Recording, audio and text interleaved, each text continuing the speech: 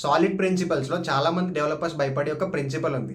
ఆ ప్రిన్సిపల్ పేరు వినగానే ఇది మనకు అర్థం కాదు అని అక్కడితో స్కిప్ చేసి వెళ్ళిపోతారు. అదే లిస్కౌ సబ్స్టిట్యూషన్ ప్రిన్సిపల్. అసలు ఈ ప్రిన్సిపల్ ఎందుకు ఇంత డేంజరస్ తెలుసా? సింగిల్ రెస్పాన్సిబిలిటీ ప్రిన్సిపల్ ఫెయిల్ అయితే కోడ్ చదవడానికి కొంచెం కష్టంగా ఉంటుంది. ఓపెన్ క్లోజ్డ్ ప్రిన్సిపల్ ఫెయిల్ అయితే కోడ్ మెయింటైన్ చేయడం కష్టమైపోద్ది. కానీ ఈ ఎల్ఎస్పి లిస్కో సబ్స్టిట్యూషన్ ప్రిన్సిపల్ ఫెయిల్ అయితే మీ కోడ్లో కంపైలేషన్ సక్సెస్ఫుల్గానే ఉంటుంది, క్యూఏ కూడా పాస్ అయిపోద్ది. కానీ ప్రొడక్షన్కి వెళ్ళిన తర్వాత సిస్టమ్స్ లేచిపోతాయి. ఇది ఒక సైలెంట్ బగ్. కంపైలర్ మిమ్మల్ని ఇంత కూడా సేవ్ చేయదు, ఓన్లీ మీ ఆర్కిటెక్చరల్ నాలెడ్జ్ మాత్రమే మిమ్మల్ని సేవ్ చేస్తుంది. Welcome back to the channel.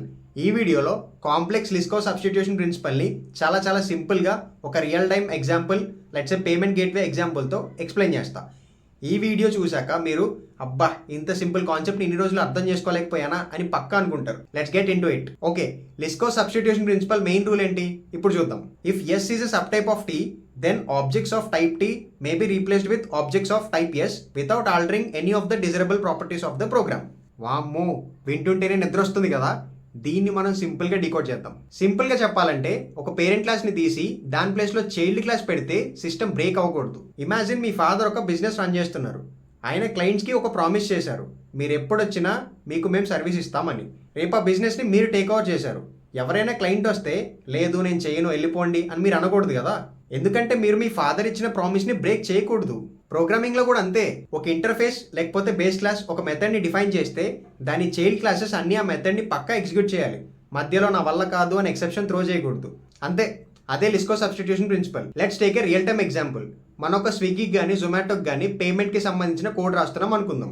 Junior developers జనరల్గా ఎలా కోడ్ చేస్తారో ఇప్పుడు చూద్దాం. పేమెంట్ ప్రొసెసర్ అనే ఒక అబ్స్ట్రాక్ట్ క్లాస్ని క్రియేట్ చేశారు. దానిలో ప్రాసెస్ పేమెంట్ అనే ఒక అబ్స్ట్రాక్ట్ మెథడ్ని క్రియేట్ చేశారు which accepts amount. Very nice కదా. ఇప్పుడు క్రెడిట్ కార్డ్ ఫంక్షనాలిటీ హ్యాండిల్ చేయడానికి ఒక చైల్డ్ క్లాస్ ఉంది.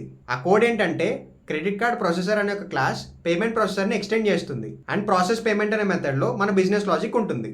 ఇది బాగానే ఉంది. ఇప్పుడు యూపీఐ పేమెంట్ యాడ్ చేద్దాం. సేమ్ దీనికి కూడా యూపీఐ ప్రొసెసర్ అనే ఒక క్లాస్ క్రియేట్ చేసి పేమెంట్ ప్రొసెసర్ క్లాస్ని ఎక్స్టెండ్ చేస్తాం అండ్ సేమ్ ప్రాసెస్ పేమెంట్లో మన బిజినెస్ లాజిక్ అంతా రాస్తాం. ఇక్కడ వరకు కోడ్ అంతా పర్ఫెక్ట్ ఉంది. కానీ ఇప్పుడే కొత్త రిక్వైర్మెంట్ వచ్చింది, క్యాష్ ఆన్ డెలివరీ కూడా యాడ్ చేయండి అని. ఇక్కడే అసలైన ప్రాబ్లం స్టార్ట్ అయింది. డెవలపర్ ఏం ఆలోచిస్తాడు, ఓ క్యాష్ ఆన్ డెలివరీ కూడా పేమెంట్ మెథడేగా, సో పేమెంట్ ప్రాసెసర్కి చైల్డే అని ఇలా రాస్తాడు. క్యాష్ ఆన్ డెలివరీ ప్రాసెసర్ క్లాస్ని క్రియేట్ చేసి పేమెంట్ ప్రొసెసర్ క్లాస్ని ఎక్స్టెండ్ చేస్తాడు అండ్ ప్రాసెస్ పేమెంట్ అనే మెథడ్లో ఎక్సెప్షన్ని త్రో చేస్తాడు. బికాస్ క్యాష్ ఆన్ డెలివరీకి మనం ఎలాంటి ఆన్లైన్ సపోర్ట్ ఇవ్వం కాబట్టి. ఇక్కడే కదా కోడ్లో పెద్ద బొక్కబడింది. ఈ సిఓడి క్లాస్ పేరెంట్ని ఎక్స్టెండ్ అయితే చేసింది, కానీ పేరెంట్ ఇచ్చిన కాంట్రాక్ట్ని హానర్ చేయట్లేదు. ప్రాసెస్ పేమెంట్ అని కాల్ చేస్తే వర్క్ చేయకుండా ఎక్సెప్షన్ త్రో చేస్తుంది. రేపు పొద్దున్న మన చెక్అవుట్ సర్వీస్లో అన్ని పేమెంట్స్ లూప్లో రన్ అవుతున్నప్పుడు ఈ సిఓడి ఆబ్జెక్ట్ రాగానే సిస్టమ్ క్రాష్ అయిపోద్ది. కంపైలర్కి తెలియదు ఇది ఫెయిల్ అవుతుందని, ఎందుకంటే సిస్టమాటికలీ ఇది కరెక్టే ఉంది. ఇన్హెరిటెన్స్ యూస్ చేసాం, ఓవర్ రైట్ చేసాం, కానీ logically cash on delivery is not a perfect substitute for payment processor. ఇది పర్ఫెక్ట్ ఎల్ఎస్పి వయలేషన్. మరి దీన్ని ఎలా ఫిక్స్ చేయాలి? Rule is simple, don't force relationships. చైల్డ్కి పేరెంట్ లాజిక్ పనికి రాకపోతే ఆ ఇన్హెరిటెన్స్ని అక్కడే బ్రేక్ చేయండి. మనం మన హైరార్కీని మాడిఫై చేద్దాం. ప్రతి పేమెంట్ ఆన్లైన్ పేమెంట్ అవ్వాల్సిన అవసరం లేదు. సో మన ఇంటర్ఫేసెస్ని సపరేట్ చేద్దాం. ఫస్ట్ ఆర్డర్ పేమెంట్ అనే ఇంటర్ఫేస్ క్రియేట్ చేశా, ఇది ఫర్ ఆన్లైన్ అండ్ ఆఫ్లైన్. తర్వాత ఆన్లైన్ పేమెంట్ అని ఇంకో ఇంటర్ఫేస్ క్రియేట్ చేశా విచ్ ఎక్స్టెండ్స్ ఆర్డర్ పేమెంట్. ఇది ఓన్లీ ఆన్లైన్ పేమెంట్స్కి మాత్రమే. ఇప్పుడు చూడండి కోడ్ ఎలా ఇంప్లిమెంట్ అవుతుందో. క్రెడిట్ కార్డ్ ప్రొసెసర్ అనే క్లాస్ డైరెక్ట్గా ఆన్లైన్ పేమెంట్ని ఇంప్లిమెంట్ చేస్తుంది. అందులో రికార్డ్ పేమెంట్ అనే మెథడ్ ఉంది, ప్రాసెస్ ఆన్లైన్ పేమెంట్ అనే మెథడ్ కూడా ఉంది. అండ్ మన సిఓడి ఎలా మారుతుందో చూడండి. క్యాష్ ఆన్ డెలివరీ ప్రొసెసర్ అనే క్లాస్ డైరెక్ట్గా ఆర్డర్ పేమెంట్ని ఇంప్లిమెంట్ చేస్తుంది.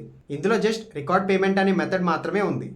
ఆన్లైన్కి సంబంధించిన కోడ్ ఏం లేదు. చూసారా, ఇప్పుడు ఎవరు ఫేక్ ప్రామిసెస్ చేయట్లేదు. క్యాష్ ఆన్ డెలివరీని ఆన్లైన్ పేమెంట్ కింద ఫోర్స్ చేయట్లేదు. మనం ఎప్పుడైతే సిస్టమ్కి కరెక్ట్ రియాలిటీని మ్యాప్ చేస్తామో అప్పుడు లిస్కో సబ్స్టిట్యూషన్ ప్రిన్సిపల్ ఆటోమేటిక్గా ఫాలో అయిపోతాం. ఇప్పుడు ప్రొడక్షన్లో అసలు ఎక్సెప్షన్స్ రావడానికి ఛాన్సే లేదు. నేను మీకు కోడ్ రివ్యూలో సీనియర్ సాఫ్ట్వేర్ ఇంజనీర్స్ యూస్ చేసే కొన్ని సీక్రెట్స్ చెప్తా. ఒక కోడ్ చూడగానే అందులో ఎల్ఎస్పి వైలేట్ అవుతుందో లేదో ఈజీగా చెప్పేయచ్చు. అవి ఎలాగో ఇప్పుడు చెప్తా చూడండి. First one, empty methods. Child క్లాస్లో మెథడ్స్ ఉంటాయి కానీ లోపల ఒక్క లైన్ ఆఫ్ కోడ్ కూడా ఉండదు. బ్లాంక్గా వదిలేస్తారు, ఎందుకంటే పేరెంట్ వల్ల ఫోర్స్ అయ్యారు కాబట్టి చైల్డ్కి అది అక్కర్లేదు. Second one, unsupported exceptions. మనం ఇప్పుడు చూసిన సిఓడి ఎగ్జాంపుల్ లాగా మెథడ్ లోపల త్రో న్యూ అని చెప్పి ఒక కొత్త ఎక్సెప్షన్ నేమ్ ఉంటే అది పక్కా ఎల్ఎస్పి బ్రేక్ చేస్తున్నట్టే. Next one, type checking in business logic. మీరు ఎక్కడైనా కోడ్లో if payment instance of cash on delivery and టైప్ని చెక్ చేస్తున్నారు అంటే మీరు పాలిమార్ఫిజంని చంపేస్తున్నారని అర్థం. లిస్కో ప్రిన్సిపల్ ఫెయిల్ అయితేనే మనం ఆబ్జెక్ట్స్ టైప్ని ఇలా పెట్టుకొని చెక్ చేయాల్సి ఉంటుంది. మీరు సిస్టమ్ డిజైన్ ఇంటర్వ్యూ రౌండ్లో ఉన్నప్పుడు ఎల్ఎస్పి గురించి టాపిక్ వస్తే ఈ వర్డ్ ఖచ్చితంగా యూజ్ చేయండి. అదే డిజైన్ బై కాంట్రాక్ట్. ఇంటర్వ్యూర్కి ఇలా చెప్పండి, LSP is fundamentally about design by contract. The parent class defines a contract with preconditions and postconditions. A child class cannot strengthen the preconditions and it cannot weaken the postconditions. అంటే parent ఒక parameter accept చేస్తే child వచ్చి లేదు లేదు నేను ఇంకా స్ట్రిక్ట్గా ఉంటాను ఇంకా స్ట్రిక్ట్గా చెక్ చేస్తాను అని అనకూడదు. పేరెంట్ ఒకటి రిటర్న్ చేస్తా అని ప్రామిస్ చేస్తే చైల్డ్ వచ్చి నల్ రిటర్న్ చేయకూడదు. ఈ ఒక్క లైన్ మీరు చెప్తే ఇంటర్వ్యూర్ మిమ్మల్ని ట్రీట్ చేసే పద్ధతి కంప్లీట్గా మారిపోద్ది. సో అది మ్యాటర్. లిస్కో సబ్స్టిట్యూషన్ ప్రిన్సిపల్ అనేది ఒక రాకెట్ సైన్స్ కాదు. పేరెంట్ ఇచ్చే కాంట్రాక్ట్ చైల్డ్ కూడా సైలెంట్గా ఒబే చేయడం అంతే. ఇప్పటి వరకు మనం SOL ప్రిన్సిపల్స్ చూసాం. నెక్స్ట్ వీడియోలో ఇంటర్ఫేస్ అగ్రిగేషన్ ప్రిన్సిపల్ చూద్దాం. ఈ ఒక్క ప్రిన్సిపల్ నేర్చుకుంటే మీ API designs and micro services architecture చాలా క్లీన్ అయిపోతుంది. ఈ లిస్కో సబ్స్టిట్యూషన్ ప్రిన్సిపల్ మీకు అర్థమైందని, మీకు క్లారిటీ వచ్చిందని అనుకుంటున్నా. కాంటెంట్ నచ్చితే వీడియో లైక్ చేయండి అండ్ మీ ఫ్రెండ్స్ అందరికీ షేర్ చేయండి. అండ్ ఇలాంటి కాంటెంట్ ఇంకా కావాలి అంటే ఇప్పుడే ఛానల్ని సబ్స్క్రైబ్ చేసి పెట్టుకోండి. Let's build the best engineering community out there. సరే మరైతే నెక్స్ట్ వీడియోలో మాట్లాడుకుందాం. బాయ్.